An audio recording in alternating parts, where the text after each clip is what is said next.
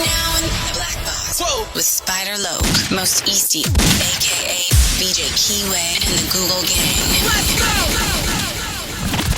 Listen. Gratitude is the attitude. Show is a blessing. To be back in the black box. Black box. Relax, roll up as we randomly react to content in these YouTube streets. Yeah. It's time for R&R. Nigga Net Hustle. Big shout out to my nigga SPI, Spotter Low. You know I'm in the black box. Had to come through, tap in, show love one time. Yeah, y'all make sure y'all subscribe. Stay tuned. All that. Y'all better do it too, because we back with the 7 C's. The constant, consistent, continuous content creation campaign continues. And this time we pulling up on, what's the channel? Hood Politics.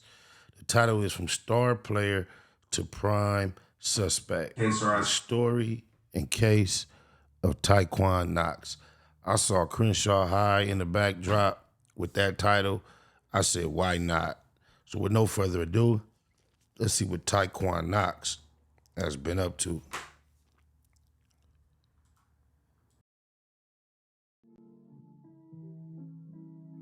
Welcome to Hood Politics. In this episode, I will be discussing the case of Tyquan Knox. The facts of the case are as follows.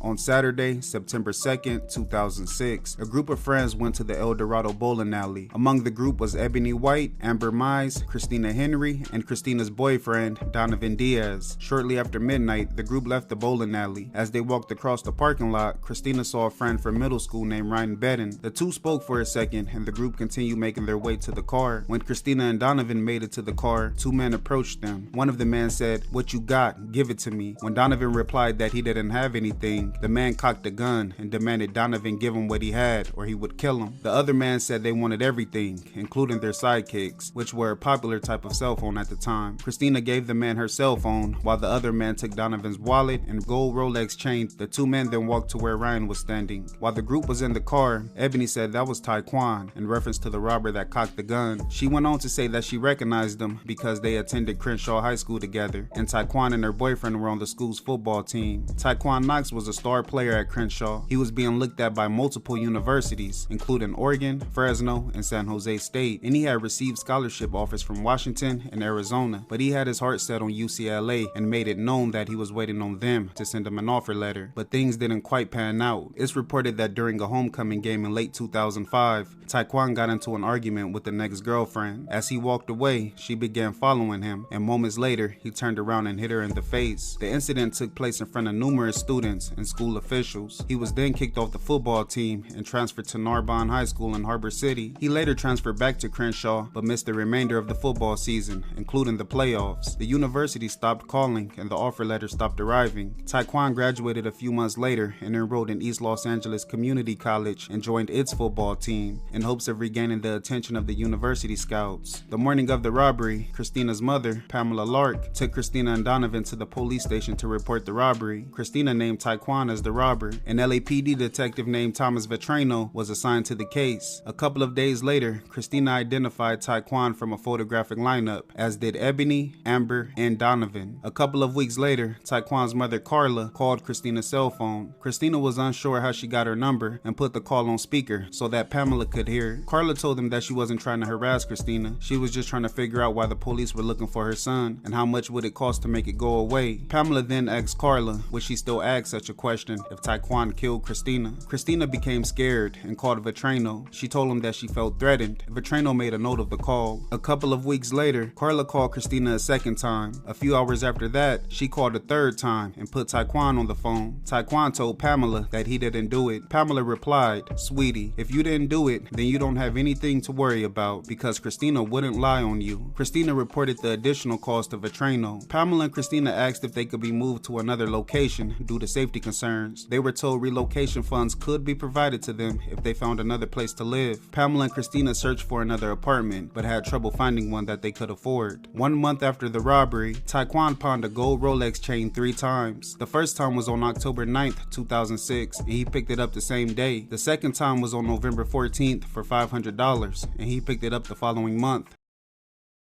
You must have been out here robbing like a motherfucker. The third time was on January 3rd, 2007 for $500. Carla attempted to pick up the chain, but the pawn shop owner refused to give it to her because the chain had a police hold on it. The police hold was inadvertently released and the pawn shop owner melted the chain down. Investigators failed to get a picture of the chain to confirm if it belonged to Donovan. On October 12th, 2006, Tyquan Knox was formally charged with 2 counts of robbery. That same day, Ryan messaged Christina and asked her about the investigation. He went on to say that Tyquan didn't rob her. It was Shady Blue and Tiny Tony from the Rollin' 40s Cribs. Christina told Vetrano about the messages. Tyquan was arrested, but soon after was released on $210,000 bail. Shortly afterwards, Christina received a subpoena to appear at a preliminary hearing regarding the robbery. Although she was afraid to go, Pamela insisted that she went. Pamela drove Christina and Donovan to the preliminary hearing that December. While at the courthouse, Christina saw Tyquan and his girlfriend, Kira Deschelle. However, the hearing was continued to January 8th, 2007. A couple of weeks after the canceled hearing, Kira went to the coffee shop where Christina worked. Kira ordered a drink and stared at Christina. Christina told Vetrano about the incident and said she wouldn't go to court. Vetrano told her that she could go to jail if she didn't appear. Pamela also told Christina that she had to go to court. Donovan also began feeling scared. On January 2nd, his high school friend Sequoia told him he better watch his back because the court date was coming up. Pamela, Christina, and Donovan were all on edge. They knew that the threats were credible and that they could be in danger, but they had no idea how far things would go. On the morning of Thursday, January 4th, 2007, Pamela and Christina were at their apartment on Marvin Avenue. Due to the threats, Pamela didn't want Christina to be home alone or travel alone, so she insisted that her son wake up early and give Christina a ride to Santa Monica College, where she was taking nursing classes. Christina's brother drove her to school at around 7 a.m. At around 9 a.m., Pamela left the apartment along with her relatives, 17-year-old Deshanae and 2-year-old Gregory. Pamela tossed a bag of trash into the dumpster and began walking to her car when she noticed one of Gregory's toys had fallen on the ground. She bent down to pick it up and continued making her way to the car. Moments later, a masked man dressed in all black and armed with a handgun suddenly appeared. The man approached her and said, "The purse, lady." Pamela said, "Please, sir, there's nothing in it." The man demanded the purse again, and as Pamela was replying, he opened fire, striking her a total of 5 times. Pamela fell to the ground with her purse and Gregory's toy still clutched in her hands. The man then fled the scene without taking anything. Pamela was transported to Cedars-Sinai Medical Center, where she was pronounced dead. She was The weird shit about you trying to rob a punk ass purse and then you kill a person without getting anything first. I don't think that was no robbery. Who heard all these words to say that's what was said? Rest in peace, baby.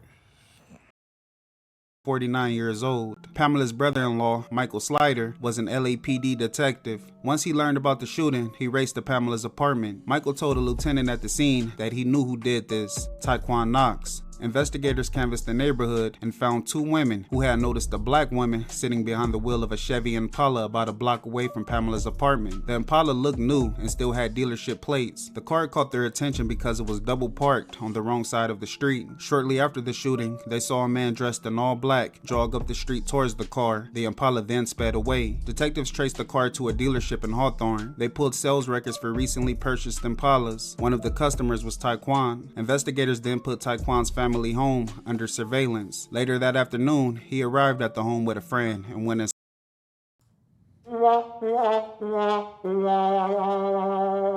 Damn, Tyquan, that was about as smart as turning around slapping old girl on the football field.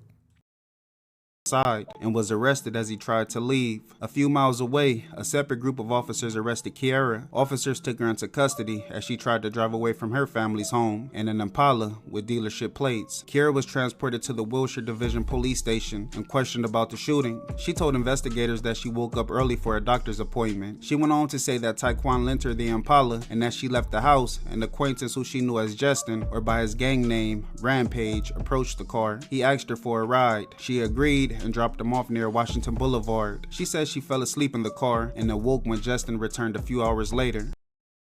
They be trying to come with the perfect story and just throw some bullshit cap in there. You could have came with that structure, but I fell asleep.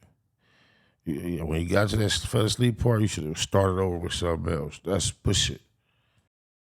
Detectives knew that Kiara was lying. They believed that Tyquan was the shooter and that she was covering for him, but Kiara stuck to her story and wouldn't budge. At one point, Tyquan had been escorted to a nearby interrogation room. Kiara yelled that she loved him and that she didn't tell the police anything. She continued yelling, "They're trying to say that you set it up, but I don't know what they're talking about, so don't let them lie." Tyquan replied, "Girl, chill out." About 12 hours after the arrest, Kiara's parents showed up to the police station and met with investigators. A detective laid out the situation and urged them to talk some sense into her. Kiara was an honor student and had recently graduated from Crenshaw High with nearly perfect grades. She had also earned an academic scholarship to UC San Diego and was even wearing a UC San Diego sweatshirt during her interrogation. Her parents saw Tyquan as a thug who would someday get their daughter in trouble and had been urging Kiara to end their relationship, but she rebelled and even moved in with Tyquan and his family for a while. She had even went as far as tattooing Tyquan's name on her wrist. Kiara's mother cried as her father looked at her and said, "I told you to stay away from Tyquan, but you didn't want to listen. Now look at your situation." He continued, "We're looking at writing to you in prison for the rest of your life, or until they stick a needle in your arm and kill you, because these people are talking about giving you the death penalty." Her father then urged her to tell investigators the truth. Shortly afterwards, Kiara decided to speak to investigators again. She told detectives that Tyquan had been in the car. She said he picked her up and later told her to get into the driver's seat. Kiara said she believed Tyquan was in line for a football scholarship and was worried that the robbery charge might derail his plans. She also told them that Tyquan sent her to Christina's job at the coffee shop. Tyquan and Kiara had been near Pamela's apartment for hours, waiting for Christina to show up, but when she didn't, Tyquan settled for Pamela. Tyquan and Kiara were charged with murder for the death of Pamela Lark, and Tyquan was also set to face trial for the robberies. Kiara accepted a 7-year plea deal in exchange for her testimony against Tyquan. The trial began in late 2009.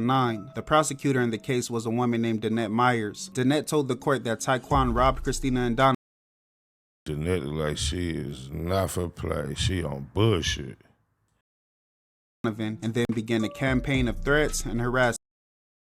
Old Medea looking like in order to get them to drop the charges, and as the trial date moved closer, he decided to kill Christina in order to prevent her from testifying. Tyquan and Kiara had sat outside of Pamela's apartment, waiting for Christina to emerge. The couple didn't see her when she left for school. Shortly afterwards, Tyquan exited the Impala and walked down the street towards Pamela's apartment building. Witnesses didn't see where Tyquan came from, which inferred that he already had been hiding nearby. Kiara was the prosecution's star witness. She testified that on the morning of the crime, she called Tyquan to wake him up. The two then met and drove to Pamela's neighborhood. She said he was dressed in all black and armed with a handgun. She went on to say that he exited the car and returned a few hours later. He got into the car and reclined the seat to avoid being seen and told her to drive. The trial seemed like a layup for Danette, but things took an unexpected turn. On the day prior to testifying, Kiara acknowledged that she had earlier plotted to kill Christina with another man and that Tyquan knew nothing of the plan. The defense attorney during the trial was a man named John Sweeney. Sweeney told the court that Tyquan was innocent of the robberies and murders. He stated that Kiara was madly in love with Tyquan and would go to great lengths to set up the murder. He went on to say that he believed her jesting story and she only changed it to include Tyquan after being pressured by detectives. Kiara's contradicting stories caused jurors to become mistrustful of her and her testimony. The trial ended with a deadlocked jury and the judge declared a mistrial. The verdict on the robbery was 9-3 in favor of guilt. The verdict on the murder was 8-4, also in favor of guilt. The district attorney's office quickly decided to retry him, and just like the first trial, the second trial also ended in a deadlocked jury, in huge part due to Kiara's inconsistent testimony. Meanwhile, Pamela's brother-in-law Michael was involved in his own controversy. He had grown furious with investigators due to their reluctance to protect Pamela and Christina. He cited that detectives withheld witness assistance funds from Pamela until she could prove that she would use the money appropriately, and then turned around and quickly provided cash for Christina after Pamela was killed. Michael also felt that Tyquan's bond should have been revoked after the reports of threats and harassment, and he should have been rearrested arrested on witness intimidation charges. He went on to say that if the bail had been revoked, Tyquan wouldn't have been free and able to commit the murder. Michael said he began seeing his family crumble after the murder and printed out the case file just to have a record of what happened. The family hired an attorney and filed a lawsuit against the LAPD. Michael gave the case file to the attorney in order to help make a negligence case against the detectives. LAPD officials quickly learned that Michael leaked the internal document and launched an investigation. I wonder if he remained on the force after doing all that. I highly doubt it. They later found him guilty of misconduct and made him an offer. If the family dropped the lawsuit and he acknowledged that he broke department policies, he would only be given a 5-day suspension. Michael refused their offer and the department felt like he could no longer be trusted. A judge later dismissed the family's lawsuit, citing that detectives acted appropriately and had no special obligation towards Pamela because she was not the witness in the case. In March of 2010, the LAPD disciplinary panel decided to fire Michael. He was a 22-year veteran of the force. The district attorney I'm not wondering that no more. That's answered. Yeah, that's Medea right there.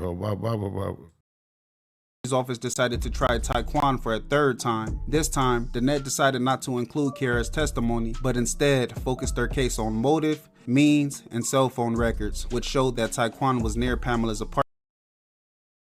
They bet not be able to get him without her testimony. Cell phone records are damning though.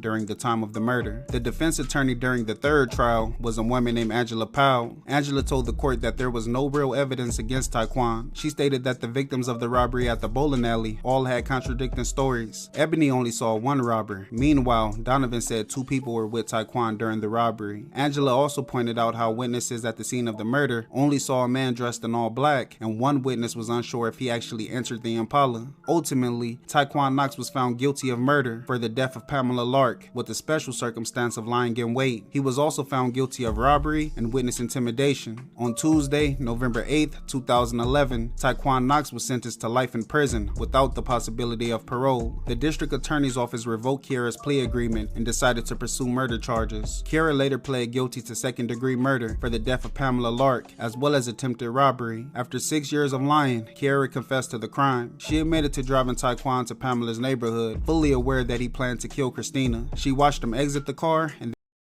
what would make you ever confess that? That's crazy.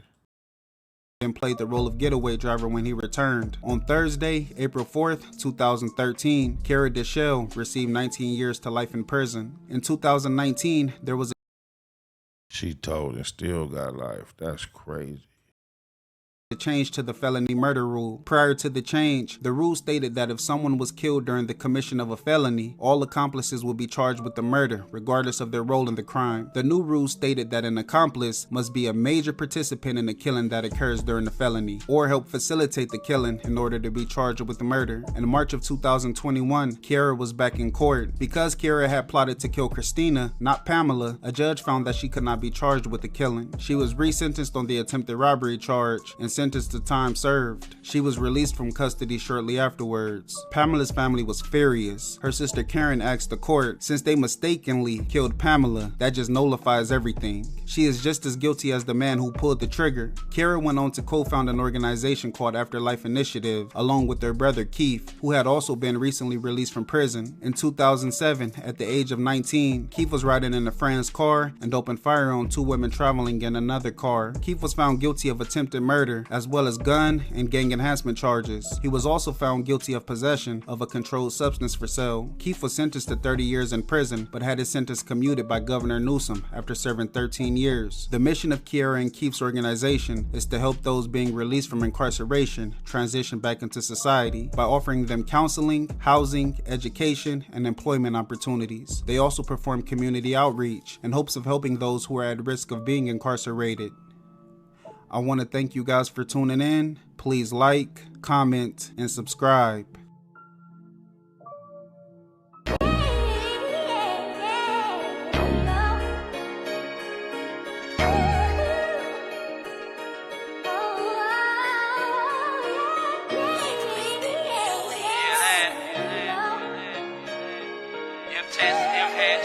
Michigan logos on that S. That mafia shit. Chunk my fingers when they take me a flick. 30 or better when we load up clips. My cup get low, this bitch know that I'm lit. Tryna fire out this wood, but can't find my bitch. Chunk her the deuces, I get a new bitch. Michigan logos, that mafia shit. Box, Chevy on foes with the pipes on that bitch. It don't get no better than this. It's that mafia shit. Nah, it don't get no better than this. I'm the truth, nigga, get off my dick. I'm a mafia crib. Michigan logo on the back of the whip. Michigan logo on my flesh, boy, this shit to the death. Don't wanna slide, then I'm straight to the neck. Pass for a bag, then I'm straight to the set. My cup on full, with a gang of my wet. Wanna beef with the set? Bring a gang of your best. From the big to the little, from the babies to the tiny, from the infants to the newborns, with the locs where you find me. From the players to the hustlers, even the non-affiliates. He ain't from the hood, but he was born in it. Blood blue in my veins, I'm born with it. Daddy, uncles, brothers, and cousins, they did it. Since a kid, I grew up seeing Crippin', no cap. Michigan jersey, this a throwback. Ain't gotta holler mafia, they know that. Chunk of my fingers when they take me a flip. 30 or better when we load up clips. My cup get low, this bitch know that I'm lit. Tryna fire out this wood, but can't find my bitch. Chunk her the deuces, I get a new bitch. Michigan logo, that mafia shit. Box, Chevy on foes with the pipes on that bitch. It don't get no better than this. It's that mafia shit. Top off the Remy Martin, I hit my targets. These bitch ass niggas done got me started. A push of a button and I can start it. He ain't take the deal, cuz 40. Spark that pistol the first night I bought it. Chunk of my fingers when they take me a flick.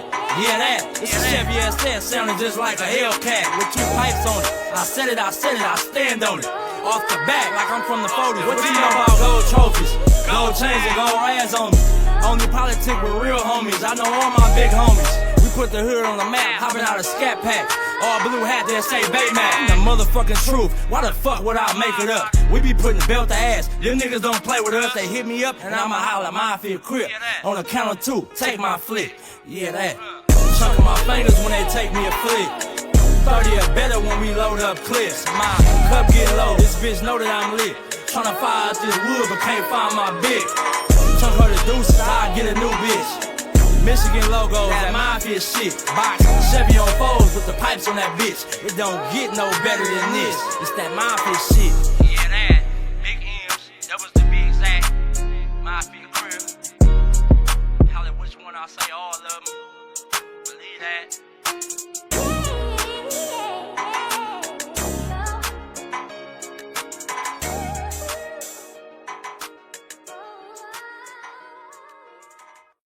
Neighborhood Net Hustle. Big shout out to my nigga SPI, Spotter Low. You know I'm in the black box, had to come through, tap in, show love one time. Yeah, y'all make sure y'all subscribe. Stay tuned, all that. It's the homie cook-up boss, goddammit, Cub Low. And y'all tuning in to the Wake and Bake Show with goddammit the homeboy Spider Low. Here with SPI, the realest nigga in LA. Spider this bitch! My nigga Spider Low. Spider Low, nigga. Spider Low. Spider Low. Spider Low. Spider Low. Spider Low.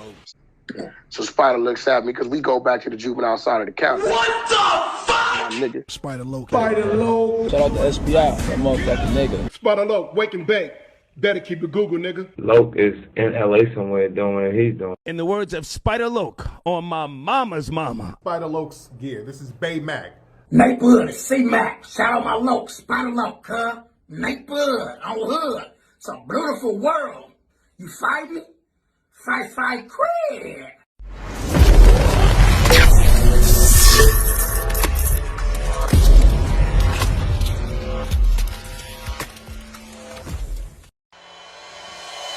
Point blank, do no subliminal dissing. When I listen, I can tell you never been on no mission. Sticking to the script, don't care if I offend you. Neighborhood crib, the marathon I overlook my competition, never seeing him.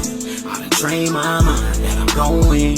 You could tell by how I walk, talk, I'm a boss. A Eastside millionaire, homie, what you thought? My life is a movie. They can't get close to me. They mad cause they can't be.